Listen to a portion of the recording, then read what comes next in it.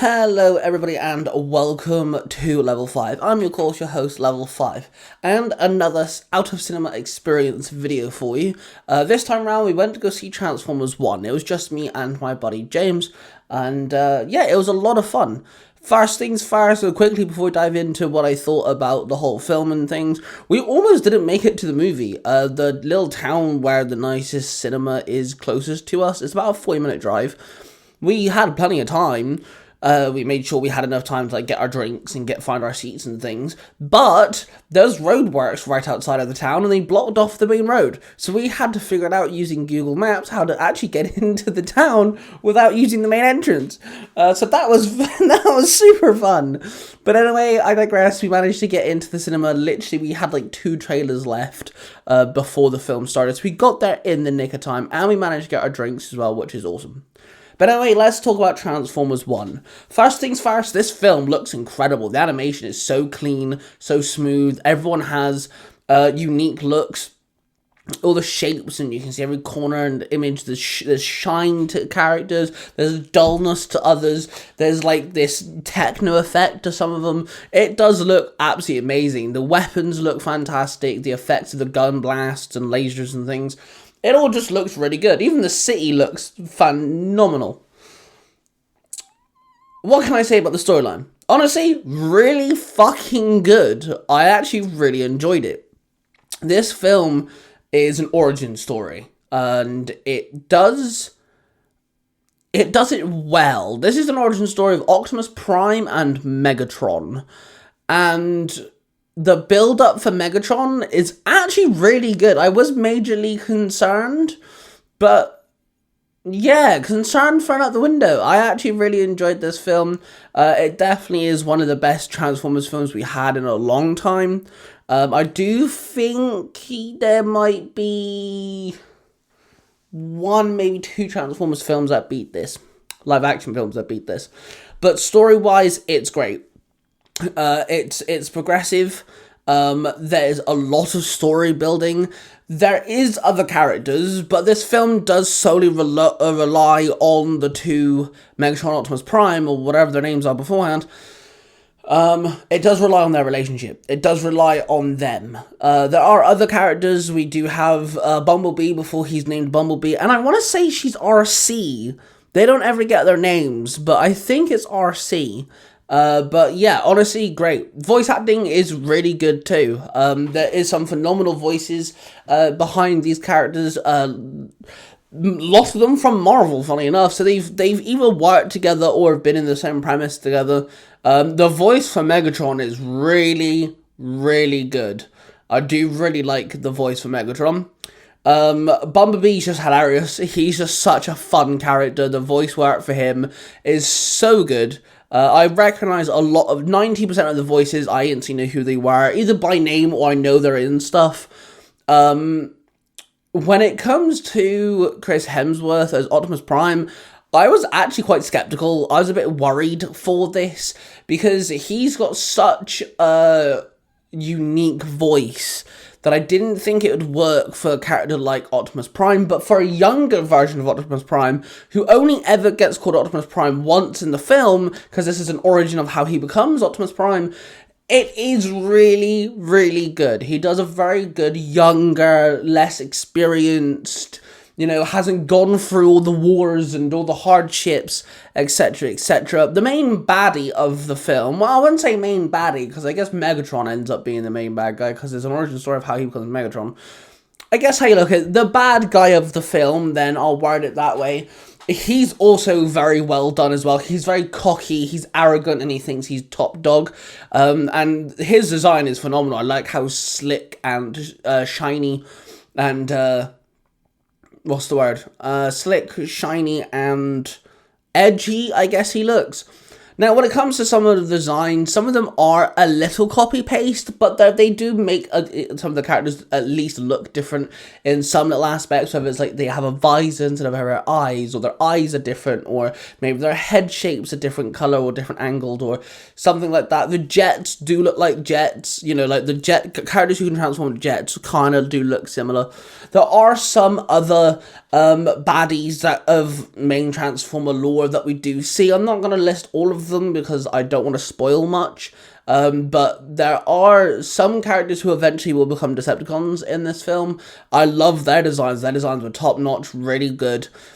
And they all kind of everything kind of plays into the way that Optimus and Megatron were created. I do feel like this is more of a Megatron movie than an Optimus movie. It starts off being Optimus Prime's movie, but that only lasts for about a third of the film. The other 2/3 are a Megatron movie, and it does kind of feel like Optimus's storyline starts off at the beginning, then you got like this Megatron line, and then when a specific thing happens, Optimus then gets the limelight right there and then. And it's almost just sudden, which isn't bad. I liked it, but I'm just making that note for you guys, that it does kind of feel like that it's more Megatron than Optimus. They do actually have proper names, it's just I'm calling them Megatron Optimus, you know who I'm on about. Honestly, this is a good film. And don't worry, it's not kid-friendly entirely. Me and James had this conversation on the drive back. They talk about full-blown murder, killing people. They talk about blowing people to bits. You know, there's scenes where people do, you know, the bad guys get killed off, or goons get killed off, or someone gets killed or whatever. And, you know, they talk about murdering them. They talk about removing organs from them. And there's even, now this is slightly spoilers, for a joke, not story premise, but for a joke. There's pretty much a middle finger in the film. There's pretty much a middle. You don't see the whole middle finger. You don't see the whole middle finger, but you see like this much, and then it cuts away before the person gets, like, you know, shoved or punched or something. But yeah, there's a whole joke on someone giving a character a middle finger. There's a joke about badassatron. So, like, badass is used a lot more. I know that's not a swear word, but I'm just saying for a kid's movie.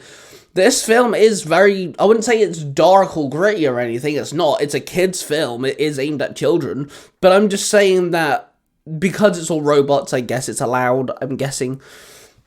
And yeah, it's straight up. You know, when it's violent, you do see robots being blown to bits, shredded, sliced, diced, and the rest. Honestly, I'd have to give, if I had to rate this movie, 10 out of 10, man. This film is definitely a nice breath of fresh air after the likes of, like, Madam Web and Joker 2 and the films that are aimed at adults that were just absolutely downright terrible. But Transformers 1 is definitely a highlight. Definitely going to be in, like, the top 10 best films I've seen this year. Definitely on that list. And honestly, it definitely shines well. It definitely holds up. And I'm really hoping there's a Transformers 2. Me and James made the joke that because there's already a Transformers Revenge of the Fallen, Transformers Dark of the Moon, there's already like a trilogy and stuff. Just keep numbering them, but in words. Transformers 1 is named Transformers ONE 1. So Transformers 2 should be the same. Transformers TWO 2. You know? There is an end credit scene. There's actually 2 end credit scenes. One of them's a joke. One of them is serious and story plot. But I'm confused on why. They could have just put that at the end of the film. The end of the movie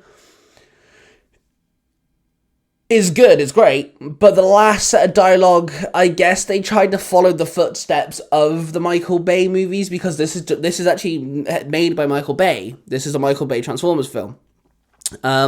So I guess he wanted to follow suit and make it similar to that, but the end credit scene that's story plot related could have been the end of the movie and still worked out actually really well.